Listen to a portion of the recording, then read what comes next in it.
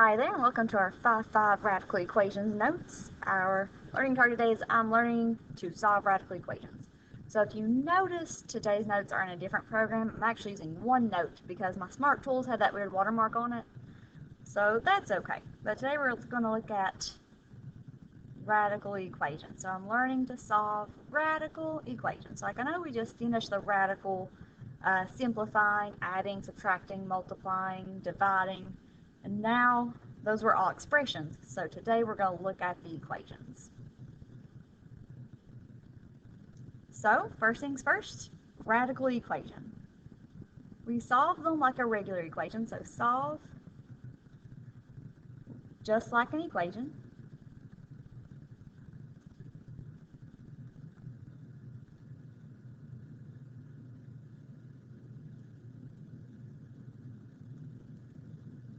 There we go. Which means it requires the opposite operation. So perform opposite operations.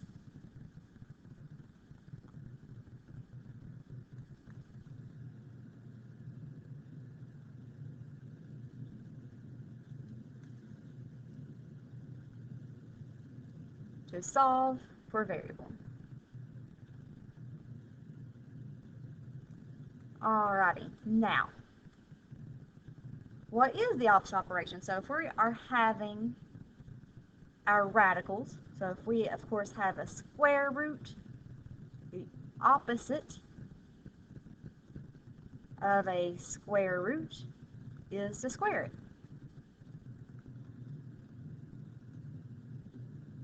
So that would be like raise it to the second power. If we have the cube root, its opposite is, of course, a cube, and so forth. So whatever your index is, so raise it to the third power. So whatever your index is here is what the exponent you'll raise it to. So if you have like an nth root, fourth, or fifth root, its opposite would be to raise to nth power. Because your index is actually the opposite of whatever index is going to be the power you need to raise it to. Now, steps for solving. So I went ahead and typed these out because, as you notice, handwriting's a little bit slower on this thing, but that's okay. Our steps for solving is that first thing we're going to do is isolate the radical. So isolate the radical on one side of the equation. So that means we want the radical bar all by itself. Step 2, raise each side of the equation to the power that is equal to the index number. So that's what we just talked about. The opposite of whatever root you have is to raise it to that power. 3, we solve the remaining equation for the variable. And lastly, and here's the big one. I know when we do equations, especially Algebra 1, Algebra 2, we show you how to do checks, but we don't always require it. Today, checks are required. So at step 4, check answers for the original radical equation to avoid extraneous solutions. And that just means that the extraneous solution is that number, that value we found, is not included in the domain. So it would be excluded. So that's why we call it extraneous. So basically, you're looking for something that does not work in the equation when you check it. And that's, as far as notes, is all that we need. So we'll dive right into the examples. So example 1. Let's switch colors up here. We are given 3 plus the square root of 2x minus 3 equals 8. So step 1 said to isolate the radical on one side of the equation. So right now I have my radical bar here on the left. If you notice, I have a plus 3 here on the same side with it. And we always use that sign in front, so because it's a plus 3, we're going to transpose him over here and make him a minus 3. So we end up with the square root of 2x minus 3 equals 8 minus 3. And now 8 minus 3 is 5. So we end up with the square root of 2x minus 3 equals 5. At this point, we have the radical bar alone. So the opposite of a square root is to square it. So we're going to square both sides. Square, square. Now a square root and a square cancel, and that leaves me with my 2x minus 3 equals 5 squared is 25. Once you get down to this step, it's now just a two-step equation. We're going to transpose our minus 3 and make them plus 3. So 2x equals 25 plus 3. 25 plus 3 is 28. And divide both sides by 2. 2's cancel. X equals 14. There we go. Now, on a normal equation, we'd be done. We'd move on. But let's check it and make sure it does work. So we're going to go up to the original one, our 3, I'm sorry, should write check here. Instead of it, didn't write it. There we go, check. Our 3 plus the square root of 2x minus 3 equals 8. And now, replace the x with the 14. So 3 plus the square root of 2 times 14 minus 8 equals 8. So we're just going to do some mental math here and simplify it out. Sorry about that. I just noticed that that was supposed to be 3, so 8 should be minus 3 minus 3. Didn't look over here at my original equation very well. So it's 2x minus 3, so it's 2 times 14 minus 3. And now mental math time. So 2 times 14 is 28. 28 minus 3 is 25, so we get 3 plus the square root of 25 equals 8. The square root of 25 is 5, so 3 plus 5 equals 8, and that is indeed true, so you can stop there.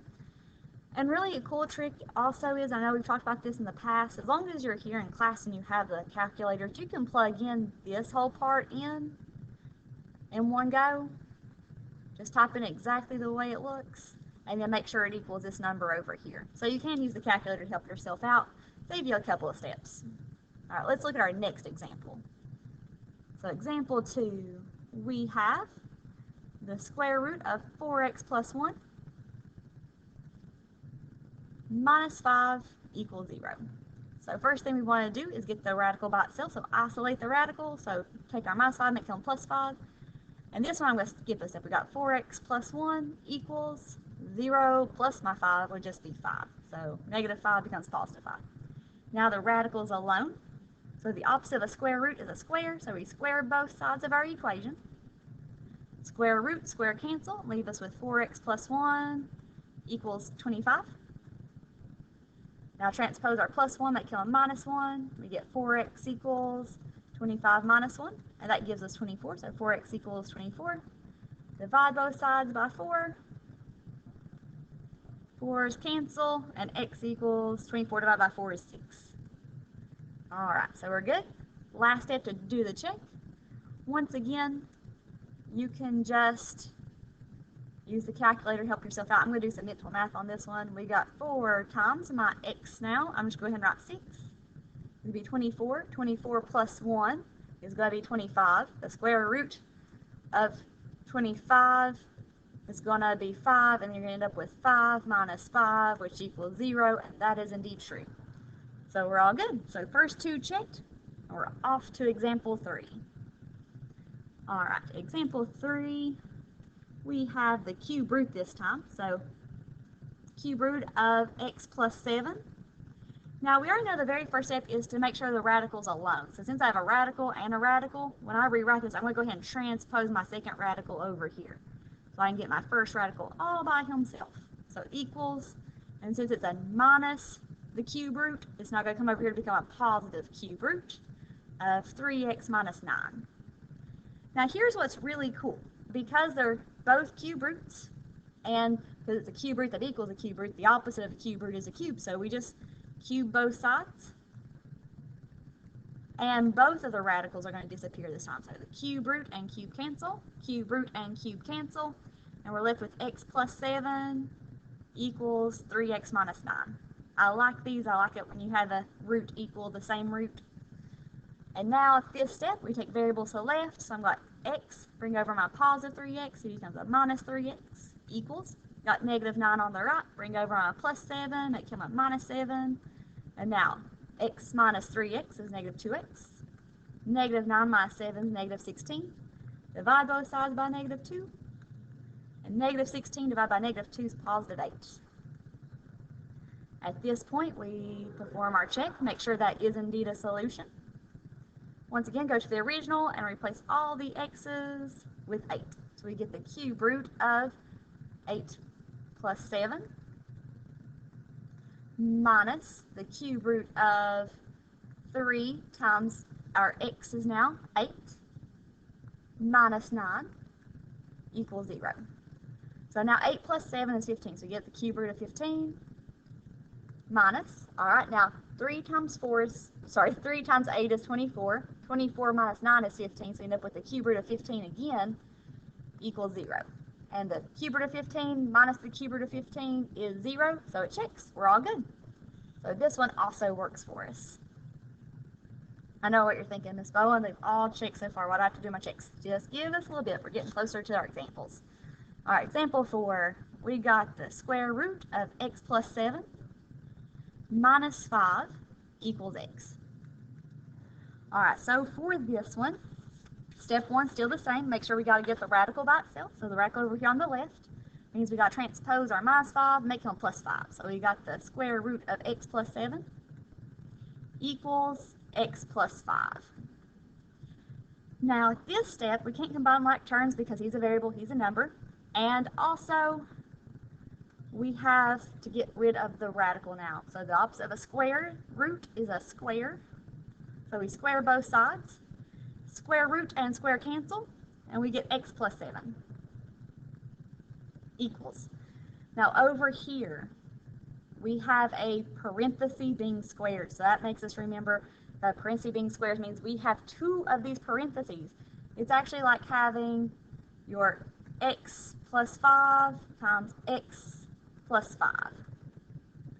And at this step, we do need to FOIL it. So we're going to have to do the full FOIL. So x times x is going to give me x squared. X times 5 is 5x. 5 times x is 5x. And now 5 times 5 is 25. And now these middle 2 get combined together. So you get x squared. And then 5x plus 5x is 10x. And now my 25 drops down. So this whole part over here is now going to get moved over. So there we go. I got it rewritten over here by magic of the board, so I just slid it over, but you'll need to rewrite it. Here's also just a little trick if you want to save yourself a step. If you think about it, these middle 2 are always going to be the same number. So it's like x squared. So x squared, 5 squared is 25. And then you do 5 times x, which is 5x, plus x times 5 is 5x, and you get the 10x. That's just a different way to think about it. Now, I've also had people in the past just go ahead and write the parenthesis twice when they know they're going to have to square a parenthesis. Saves a little bit of writing there. There we go. So anytime you end up with 2 terms, x plus 5 or x plus a number, with a parenthesis being squared, you have to do the full FOIL as far as making sure you get the right numbers there. Alrighty, so we have fully FOILed it. We have x's on both sides now. So I have an x squared over here on the right, so I'm going to choose this time to just go ahead and take everybody to the right because my highest exponent's over here. So I'm going to keep my x squared plus my 10x, and now I'm going to bring over my x, make him a minus x to combine those like terms, and drop down my plus 25, and bring over my plus 7 to make him a minus 7, and now I get it to equal to 0. And so we'll simplify one more time. So 0 equals x squared, and now 10x minus 1x is 9x. 25 minus 7 is 18. Okay, so we have successfully gotten rid of our radicals. We have combined all of our like terms. And now if you look at it, it looks like a trinomial. And the way we solve trinomial expressions is by factoring. So this is actually going to get factored. So if you think about it, we're going to have to find numbers that will multiply to our last guy and then add to our middle guy. We're going to get 0 equals, and now 2 parentheses, x squared means I have 2 x's, so I put 1 in front of each because x times x is x squared. Now 18, we're going to have to think about factors of 18. So 18, you have 1 and 18, 2 and 9, and, 3 and 6. And because everybody here is positive, plus plus, everybody here is going to be positive, so plus plus. And now the factors that will add to 9 will be our 3 and our 6, because 3 plus 6 is 9, and we're good. And this takes us all the way back to our quadratic rules now. Since we have fully factored our trinomial, we say each part of our factors equal to 0. So we're going to do x plus 3 equals 0, and x plus 6 equals 0. And now we just transpose. So plus 3 becomes a minus 3, so x equals negative 3. Plus 6 becomes minus 6, so we get x equals negative 6. Here we go. So we end up with 2 solutions for this one. Now, what we need to do, always last step, perform the check. Make sure we are indeed good to go. So let's see here now. Check. I know usually I write it beside of it. I did on my scratch work beside of this one. So I may have to erase it. That way I can see all my stuff. So there might be a faster way to do this. There we go. So check. Go back to the original problem here. The square root of x plus 7 minus 5 equals x. Oh, that's not a beautiful x. Try that again. X. Okay. So now we're going to replace x 2 times. We're going to replace it with negative 3, and we're going to replace it again with negative 6. So the square root of negative 3 plus 7 minus 5 equals x. So negative 3 plus 7 is 4. The square root of 4 is 2. Oh, that was my fault. I told you to do it, and then I didn't do it myself. X is supposed to be, there we go, replaced with negative 3. Even that second x, so negative 3. There we go. Try that again. So the square root of negative 3 plus 7 is 4. Square root of 4 is 2. End up with 2 minus 5 equals negative 3. And 2 minus 5 is indeed negative 3, so that one works. So go on to your negative 6, do the same thing. Negative 6 plus 7 minus 5 equals, now this time, once again, we replace this x with our x, which is now negative 6. And we get negative 6 plus 7 is 1. The square root of 1 is 1. 1 minus 5 is negative 4, not negative 6, so that doesn't work. So our negative 6 doesn't work, so this solution down here is extraneous. We mark it out. It does not work for our solution. So that's why we got to perform the checks. Alrighty, so this one had a little bit different than the ones we've seen in the past. We had one where we had the parentheses being squared and we had a FOIL. And now we had 2 solutions, which means we had to go through here and perform 2 checks. And only one of them ended up checking. So negative 3 is our only solution for this one.